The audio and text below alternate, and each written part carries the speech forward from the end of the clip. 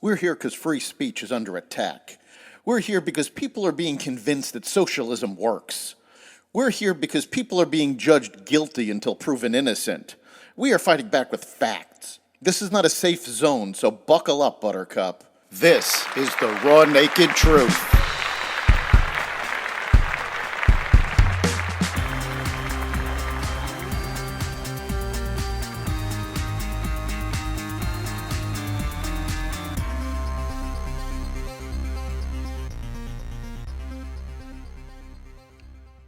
Welcome to the Raw Naked Truth. I'm your host, Eric Lopkin, and here's what's happening. The Department of Homeland Security has established the Disinformation Governance Board. Officially, the board will, quote, coordinate countering misinformation related to Homeland Security, focused specifically on irregular migration and Russia. Critics have begun referring to the board as the Ministry of Truth after the agency in the George Orwell novel 1984.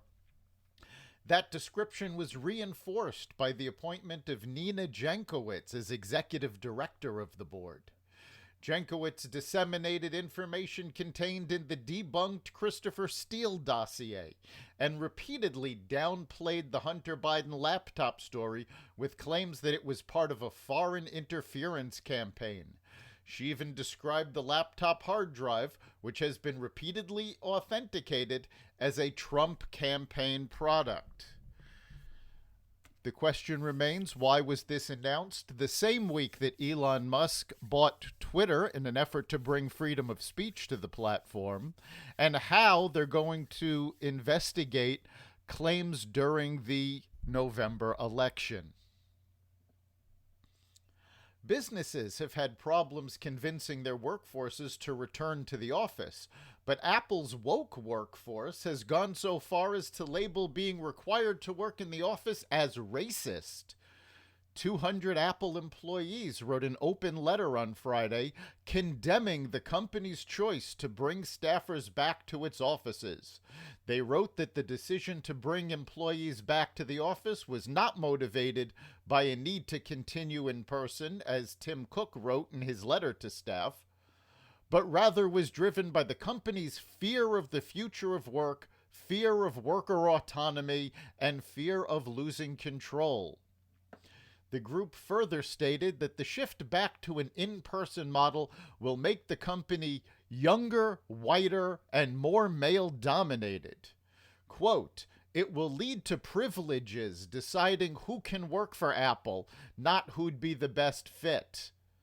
Privileges like being born in the right place so you don't have to relocate, or being young enough to start a new life in a new city or country, or having a stay-at-home spouse who will move with you, and privileges like being born into a gender that society doesn't expect the majority of care work from, so it's easy to disappear into an office all day without doing your fair share of unpaid work in society, or being rich enough to pay others to do your care work for you.